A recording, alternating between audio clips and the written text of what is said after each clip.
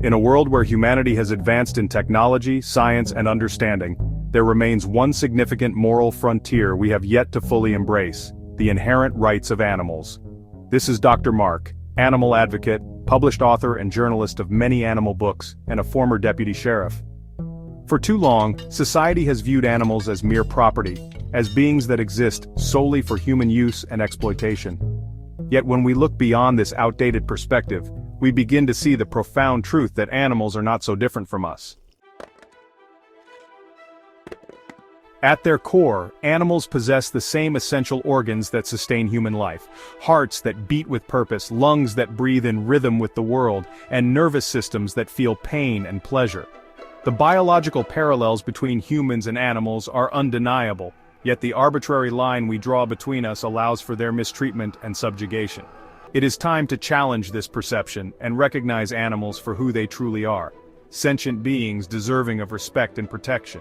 Much like humans, animals have unique personalities, quirks, and customs that define their existence. A dog greets its human with boundless joy, a cat seeks comfort in the warmth of companionship, and an elephant mourns the loss of a loved one with deep sorrow.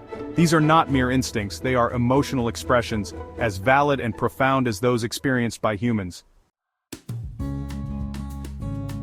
Critics often argue that animals cannot have rights because they do not speak our language, but language is not the only measure of intelligence or worth.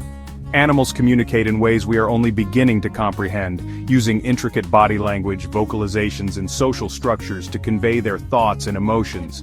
Just because their language is different does not mean it is lesser. Humans too have different languages and cultures across the globe, yet we recognize each other's intrinsic rights.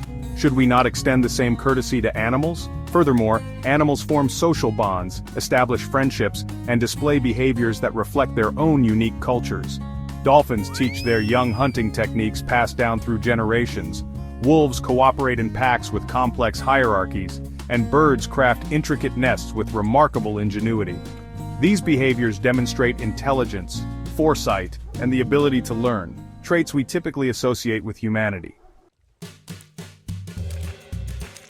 Recognizing the rights of animals means acknowledging their capacity for suffering and joy. It means understanding that their lives are valuable in their own right, not merely in relation to human interests. It is a moral imperative that we move beyond the notion of animals as property and begin to see them as fellow inhabitants of this world, deserving of kindness, dignity, and protection. The question we must ask ourselves is simple yet profound. If we acknowledge the emotional and physical similarities between humans and animals, how can we continue to justify their exploitation? Is it not our duty, as stewards of this planet, to advocate for their well-being and grant them the fundamental rights they so rightfully deserve? So how do we bring about change? What we have done so far is not enough. We must turn to a higher moral authority, reminding ourselves that compassion and respect for all of God's creatures is not optional. It is a divine obligation. The Bible teaches us that God entrusted humanity with the care of animals, not their exploitation. Proverbs chapter 12 verse 10 states, "The righteous care for the needs of their animals, but the kindest acts of the wicked are cruel." It is not just a moral duty but a spiritual one to treat animals with love and dignity. Society must implement stronger legal protections, holding those who harm animals accountable with meaningful consequences.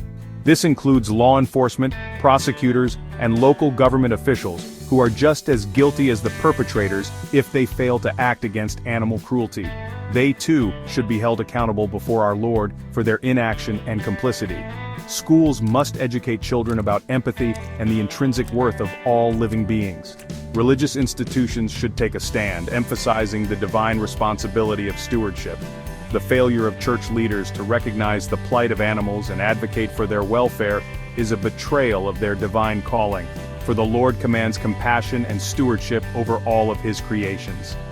Individuals can make a difference through daily choices, opting for cruelty-free products, supporting ethical businesses, and advocating for legislative reforms. In conclusion, the time has come to shift our collective consciousness and recognize animals as sentient beings with intrinsic value. They are more than just creatures who share our world. They are individuals with emotions, intelligence, and a rightful place in the tapestry of life. Let us strive for a future where animals are no longer seen as mere property, but as beings worthy of our compassion, respect, and legal protection. To exploit any animal is cruelty at its core, the stupidity of man, man's evil ways and intentions, and men's souls or lack thereof to treat animals as they do. Change begins with us, through awareness, action, and now, and an unwavering commitment to justice for all living creatures.